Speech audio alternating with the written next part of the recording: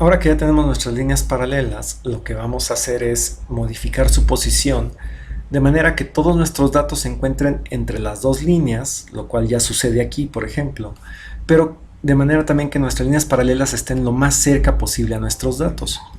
Por ejemplo, aquí esta línea paralela superior está muy lejos todavía de nuestros datos. Necesitamos bajarla hasta que toque alguna de las barras de error de nuestros datos. Entonces, para bajarla lo que hacemos es utilizar una ordenada al origen más pequeña. Por ejemplo, vamos a bajar de 0.02 a 0.01. Y ahora nuestra línea paralela ya está más abajo, pero ahora tenemos el problema de que es demasiado abajo. Y la manera en que sabemos eso es porque ahora, por ejemplo, esta barra de error está por encima de la línea. ¿Okay? Esta es la razón por la cual necesitamos quitar los marcadores de esta línea, porque si no, no podríamos ver qué es lo que está sucediendo aquí o en el otro extremo. Entonces vamos a subirla un poquito, pero ya es muy poco lo que necesitamos subirla. Es que vamos a ponerle 0.011 y ahora sí ya está básicamente tocando la parte superior de la barra de error y las demás barras de error se encuentran por debajo de esa línea, de esta línea paralela. Recuerden que esta parte horizontal hasta arriba de la barra de error es una decoración nada más, realmente no es parte de la barra. Lo que nos importa es esta parte vertical. ¿Okay? Entonces, si esta parte horizontal llega a cruzar la línea, no nos importa tanto. Lo que queremos ver es que en el centro, donde está esta parte vertical, eso es lo que nos interesa ver si está por encima o por debajo. En este caso ya todas estas están por debajo de mi línea paralela superior. En el caso de la línea paralela inferior, vemos que está muy cerca de esta barra de error, pero todavía la podemos subir un poquito más. Así que vamos a ir de menos 0.02 a menos 0.018, por ejemplo. Y ahí justo pasa por el centro. Entonces esa es la posición adecuada para nuestra línea paralela. Fíjense cómo esta parte horizontal de la barra de error sí está atravesando nuestra línea, pero les repito, esa no es la que nos interesa. Lo que nos interesa es que esta parte vertical de la barra de error sea la que no atraviese nuestra línea paralela. En este caso no se ven las líneas de error en X, pero si hubiera barras de error en X, básicamente también necesito que todas esas barras queden adentro del paralelogramo. ¿Ok? Entonces, con esto terminamos el segundo paso del método del paralelogramo, que es el trazado de las líneas paralelas. Para el tercer paso necesitamos trazar las diagonales entre las dos líneas paralelas y determinar sus respectivas pendientes y ordenadas al origen. Entonces vamos a hacer nuevamente unas pequeñas tablas como hicimos para las líneas paralelas. Llamémosle diagonal 1 y diagonal 2. Esta va a ser diagonal 1. ¿Okay? Y entonces lo que yo quiero hacer es básicamente trazar una línea que vaya desde esta esquina, ¿sí?, hasta esta esquina, y de esta esquina a esta esquina. Y eso ya es muy sencillo de hacer. Lo que necesito para estas líneas es primero tomar, digamos, el primer punto de la paralela 1. ¿Sí? Ese es este punto de aquí. ¿Sí? Y entonces lo quiero trazar hasta esta otra esquina de acá, que es el segundo punto, pero de la paralela 2.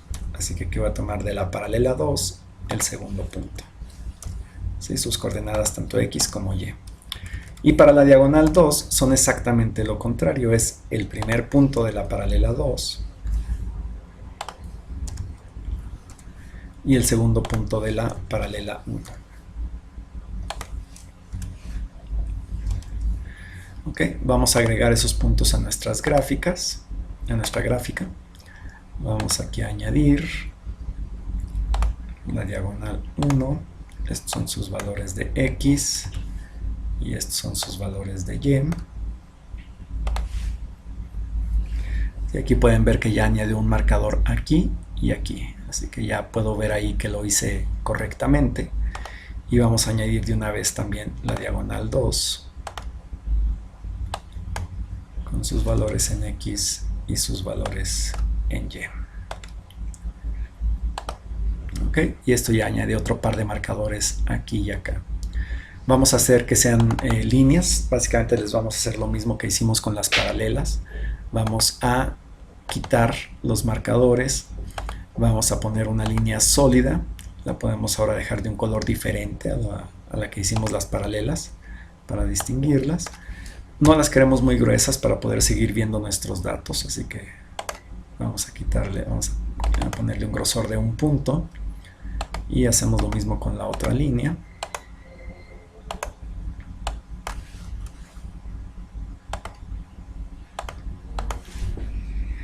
Y ahora necesitamos calcular la pendiente y la ordenada al origen de cada una de esas diagonales. Entonces, llamémosle la pendiente 1 y ordenada 1. Y la pendiente 2 y ordenada 2. ¿Sí? Y lo vamos a calcular de la misma manera que hicimos con nuestros datos originales, con la función pendiente, escogiendo nuestros datos en X y en Y. Como yo estoy usando la versión en inglés, voy a cambiar esto. Y la función intersección.eje con los datos de nuevo Y y X. Y de nuevo voy a hacer nada más el cambio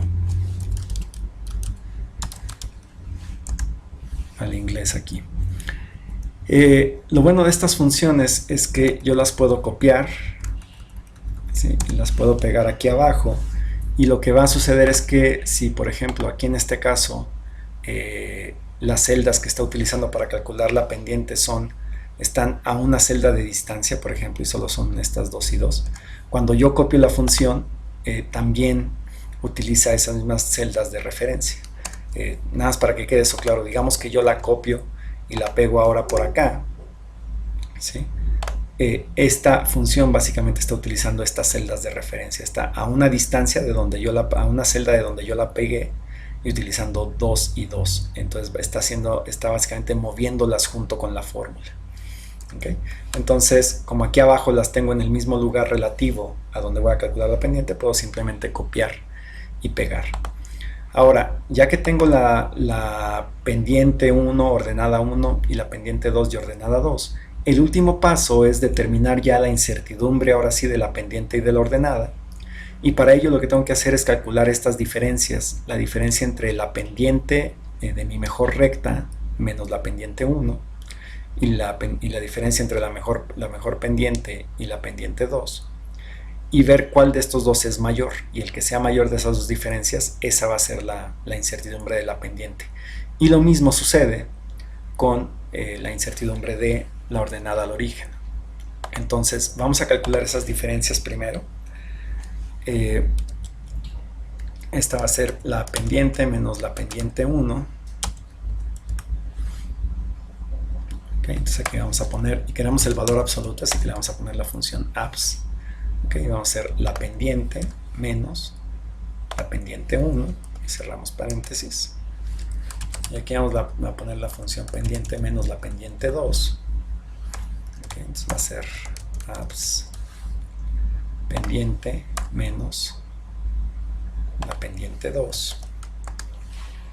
Okay. Vemos que la diferencia son iguales en este caso, pero no siempre va a ser el caso. Así que lo que necesitamos es seleccionar la más grande de los dos. Y entonces aquí vamos a poner ya la incertidumbre de la pendiente. Para poner este símbolo, esta es una delta mayúscula. Entonces para poner esa delta mayúscula, es como una D mayúscula, pero con un tipo diferente de letra. Entonces vamos a poner delta pendiente. ¿Sí? Y para hacer que esta D mayúscula aparezca como esta delta, lo que hacemos es seleccionarla, y lo podemos hacer aquí arriba y con las flechas y Shift.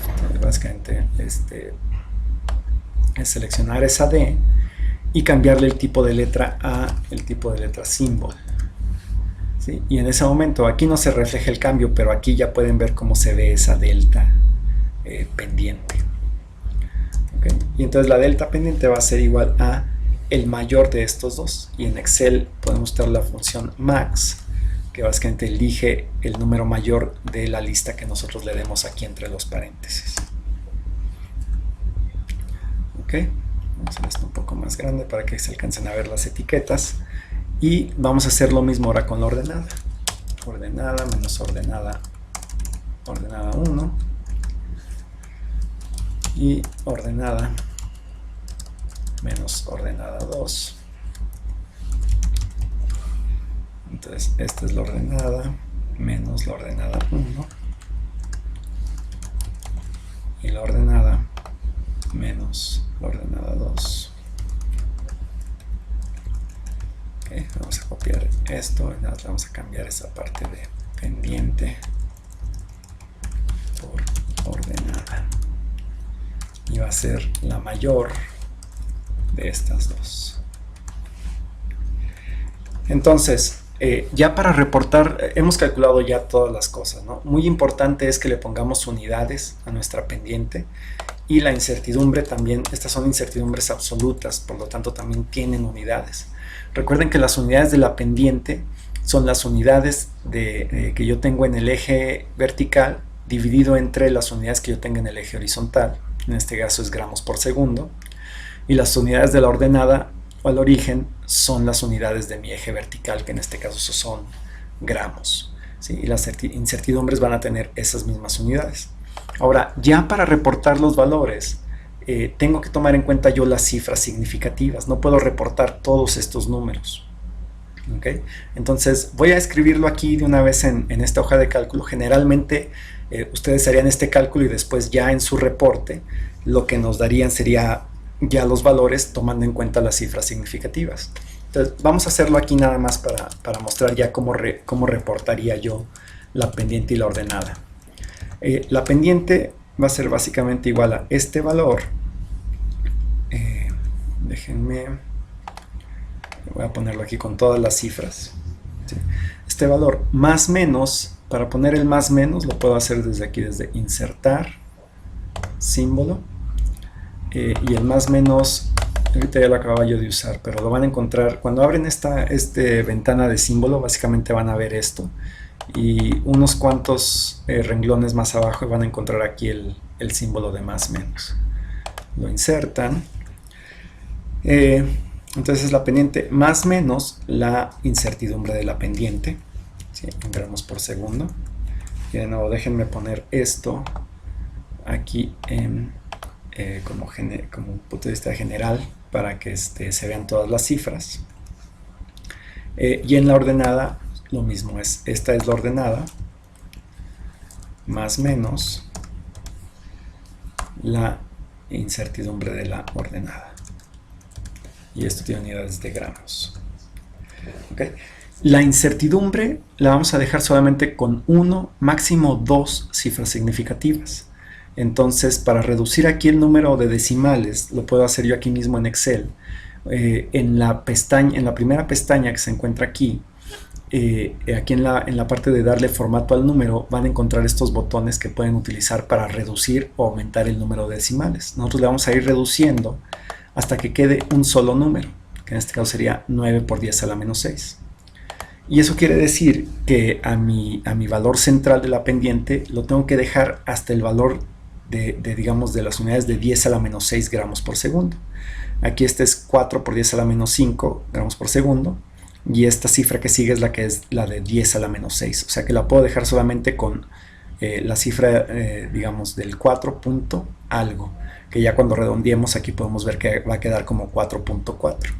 ¿Okay? Entonces vamos reduciéndole hasta que llegamos precisamente a ese punto. Entonces ya nuestro resultado sería 4.4 por 10 a la menos 5 más menos 9 por 10 a la menos 6 gramos por segundo. Y con la ordenada hacemos lo mismo. Vamos a reducir las cifras decimales hasta que nos quede solamente un número, que en este caso sería 0.02. Y entonces aquí tenemos que reducir nuestro número también. Como aquí está nada más hasta las centésimas, pues aquí también lo tenemos que poner hasta las centésimas. Y cuando le reducimos aquí hasta las centésimas, me va a quedar 0.00. Y este es mi resultado, 0.00 más menos 0.02. Quiere decir que mi ordenada es prácticamente 0. ¿Sí? Está alrededor del 0.00. No puedo yo decir que es 0.003 o menos 0.003 si tengo una incertidumbre tan grande como esto. Eso ya no tiene sentido. ¿Okay? Entonces la tengo que dejar hasta ahí. Y 0 es el valor de la ordenada al origen, entonces. y ahora sí esto es ya lo que yo reportaría.